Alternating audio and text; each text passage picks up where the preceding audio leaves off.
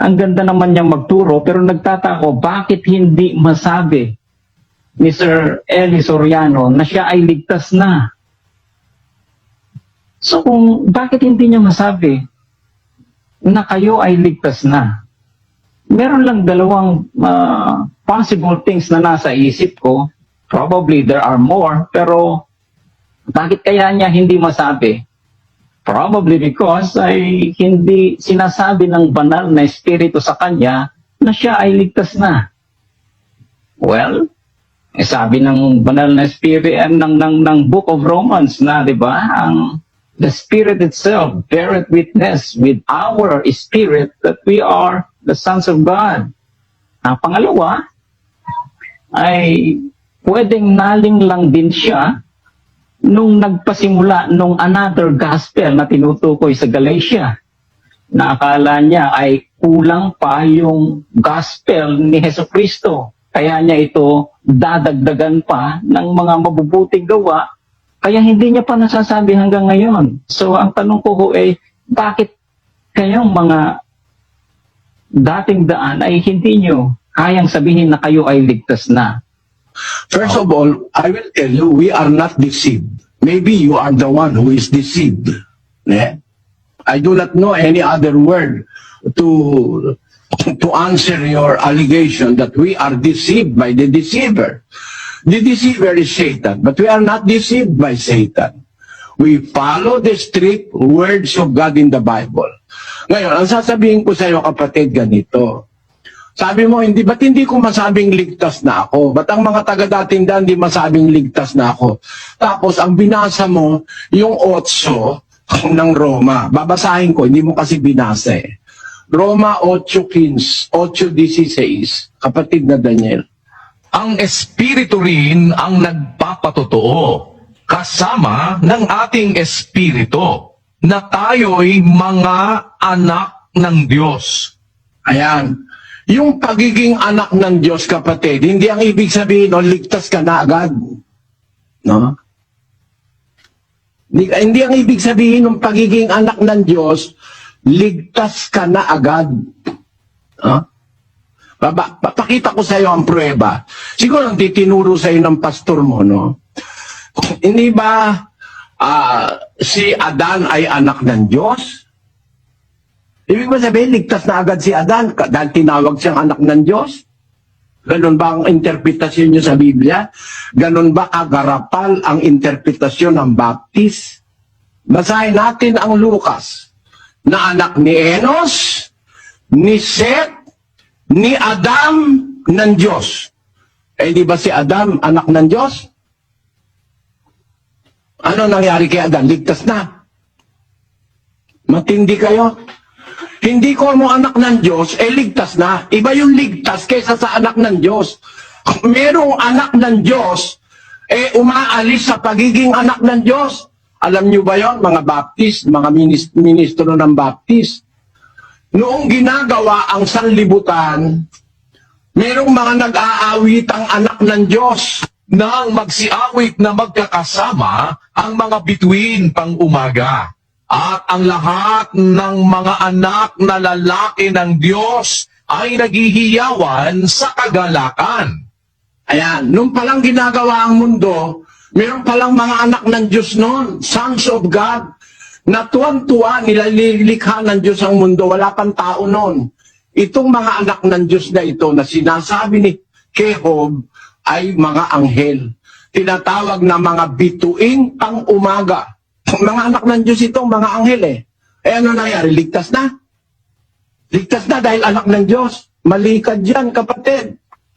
Diyan mo ba papatunayan na ang kapatid mo, mahal mo? Nagsasalita ka nang hindi mo naiintindihan eh. Kung talagang mahal mo ang kaluluwa ng kapatid mo, magsuri ka muna. Hindi ko mo, may nabasa ka na, dahil tinanggap mo espiritu, anak ka na ng Diyos, kung lumayas sa'yo,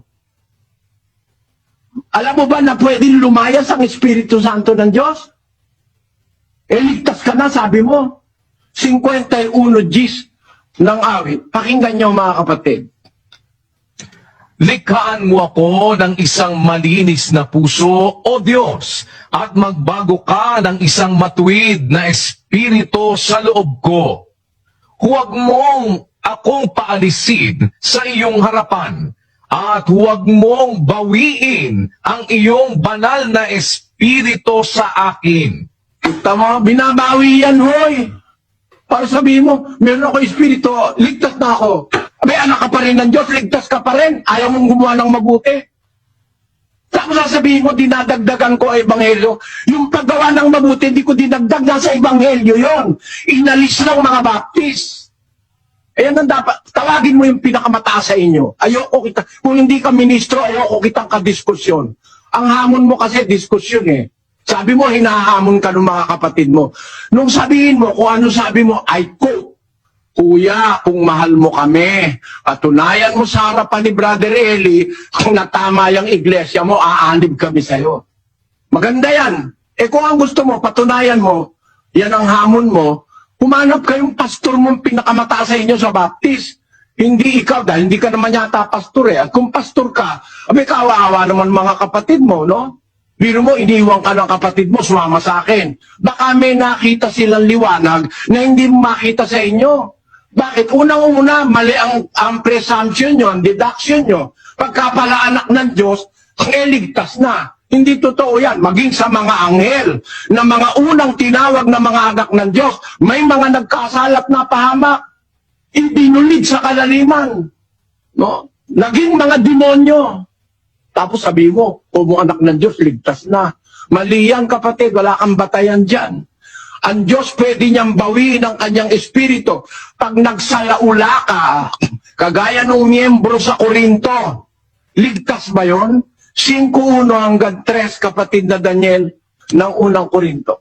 Sa kasalukuyay nababalita na sa inyo'y may pakikiapid, at ang ganyang pakikiapid ay wala kahit sa mga hentil, na isa sa inyo'y nag-aari ng asawa ng kanyang ama. At kayo'y mga mapagpalalo, at hindi kayo bagkus ng alumbay upang maalis sa gitna ninyo ang gumagawa ng gawang ito. Sapagkat ako sa katotohanan, bagamat wala sa harapan ninyo sa katawan, ngunit ako'y nasa harapan ninyo sa espiritu. Akin ngang hinatulan na ang gumawa ng bagay na ito na tulad sa ako'y nahaharap sa pangalan ng ating Panginoong Hesus, nang nagkakatipon kayo at ang aking espiritu na taglay ang kapangyarihan ng ating Panginoong Hesus, upang ang ganyan ay ibigay kay Satanas. Nakita mo, di ba miyembro ng iglesia yan? Pero kung magawa ng masama, ayaw mo gawin yung mabuti. Ang ganyan ibigay kay Satanas sa ikawawasak ng kanyang laman upang ang espiritu ay maligtas. Kaya yung espiritong ibinibigay ng Diyos sa bautismo, inaalis yun. Pagka ititiwalag ka sa iglesyang totoo, may tiwalag sa inyo yata, walang tiwalag eh. Kahit ano gawin niyo, ligtas na kayo eh. Yan ang masama sa iglesia ng Baptist. At yan ang pinakamasamang relihiyon sa ibabaw ng lupa. Bakit? Ang advocacy niyan, ligtas na agad, tapos wala nang kailangan gawang mabuti. Sino nagsabi sa inyo hindi na kailangan gumawa ng mabuti? Ilagay mo nga ang kanilang aral sa screen. Kasi alam ko yan eh. Hindi nyo naman ako po pwedeng paglakuan pagdating sa relihiyon. Ano? Lahat ng aral ng relihiyon, pinag-aralan ko eh. Ito ang sabi ng mga Baptist. Kung kailangan lang daw sumampalataya, ligtas na. Malaking kasinungalingan yan. Once saved, always saved. Minsang ligtas, ligtas magpakailanman. Yan ay hindi a-apply sa inyo. Kasi yan uma-apply sa sumusunod hanggang kamatayan.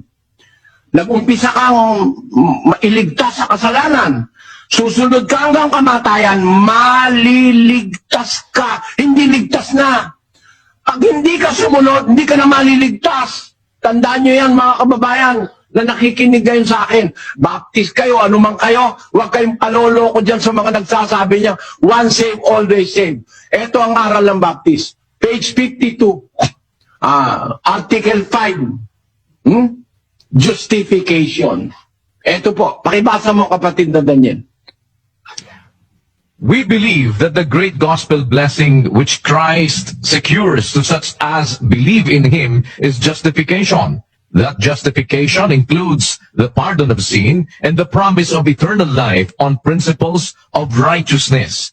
That it is bestowed not in consideration of any works of righteousness which we have done, but solely through faith in the Redeemer's blood. By virtue of which... Tinan nyo kasi nungalingan yan. Ang justification daw, sabi ng Baptist, is bestowed not in consideration of any works of righteousness which we have done, but solely through faith in the Redeemer's blood. Kasi nungalingan yan, di totoo yan. Walang best na ganyan sa Biblia.